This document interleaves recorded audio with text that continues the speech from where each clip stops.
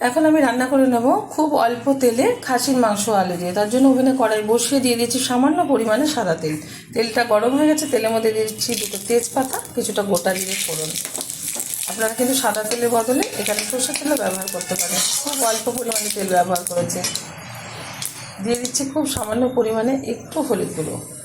দিয়ে দেবো টুকরো করে রাখা আলু, ভালো করে দিয়ে পরিষ্কার করে নিই। আলুটা একটু নেড়ে ফেলে নেবো 1 থেকে 1.5 মিনিট মতো হাই আছে। 1.5 মিনিট মতো নেড়ে ফেলে নিয়েছি। আলুটা হালকা ভাজা ভাজা টাইপের হয়ে গেছে। এখন এর মধ্যে দিয়ে দেবো ধুয়ে রাখা মাটন। এবার একটু বেশ কিছুক্ষণ আলুর সাথে আর তেলের সাথে নেড়ে ফেলে নেবো মাটনটা।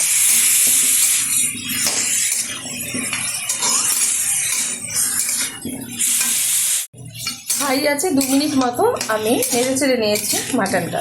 এখন দিয়ে দেবো 3 রকমের শুকনো উপকরণ, জিরের গুঁড়ো, ধনের গুঁড়ো আর মিট মশলা, সব হাফ চামচ করে নিয়েছি। এখানে আপনারা পরিমাণ বুঝে ব্যবহার করবেন, যতটা মানে মাটন সেই বুঝে কিন্তু মশলাটা ব্যবহার করবেন, কম বেশি। আর আজকে খুব অল্প মশলাতে রান্না করে দেখাচ্ছি। আশা করি ভালো লাগবে। চ্যানেলটিকে সাবস্ক্রাইব করবেন, লাইক করবেন, শেয়ার করবেন। গরম গরম ভাত রুটির সাথে এরকম মাটনের ঝোল রান্না করে খেয়ে দেখুন, খুব ভালো লাগবে।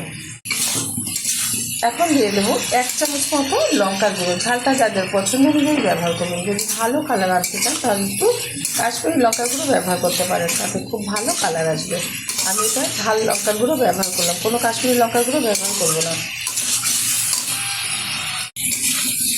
এখন দিয়ে দেবো কিছুটা মশলা। এখানে আদা আছে, মানে পেঁয়াজ, রসুন, আর দিয়ে দিলাম একটা টমেটো ছোটো সাইজের। আমি এটা মিক্সিতে হালকা পেস্ট করে নিয়েছি। ভালোভাবে মশলা দিয়ে কষিয়ে নেব মাটনটা। যত সুন্দরভাবে কষানো হবে ততই কিন্তু টেস্টফুল হবে। এখন দিয়ে দেবো পরিমাণ মতো লবণ। যতটা ঝোল রাখবো সেই অনুযায়ী কিন্তু লবণটা ব্যবহার করতে হবে, আর সেই অনুযায়ী কিন্তু লবণটা ব্যবহার করলাম। খুব ভালোভাবে সময় নিয়ে কষিয়ে নিচ্ছি, হাই আছে। খুব ভালোভাবে কিন্তু মাটনটা কষিয়ে নিয়েছি। এখন দিয়ে দেবো এর মধ্যে থেতো করে রাখা কয়েকটা এলাচ। এলাচটা দিলে ভালো ফ্লেভার আছে, আপনারা গরম মশলা গুঁড়ো ব্যবহার করতে পারেন। আর আজকে কিন্তু কড়াইতে রান্না করবো, সেই কারণে দিয়ে দিচ্ছি পরিমাণ মতো জল। খুব বেশি ঝোল রাখবো না, অল্প ঝোল রাখবো। আপনারা প্রেশার কুকারে দিয়েও এটা রান্না করে নিতে পারেন সিটি দিয়ে। ঢেকে দিচ্ছি 30 মিনিটের জন্য, একদম লো আছে রান্না করে নেব। ঢাকনাটা তুলে দিচ্ছি। ওভেনের আঁচটা হাই করে দিচ্ছি।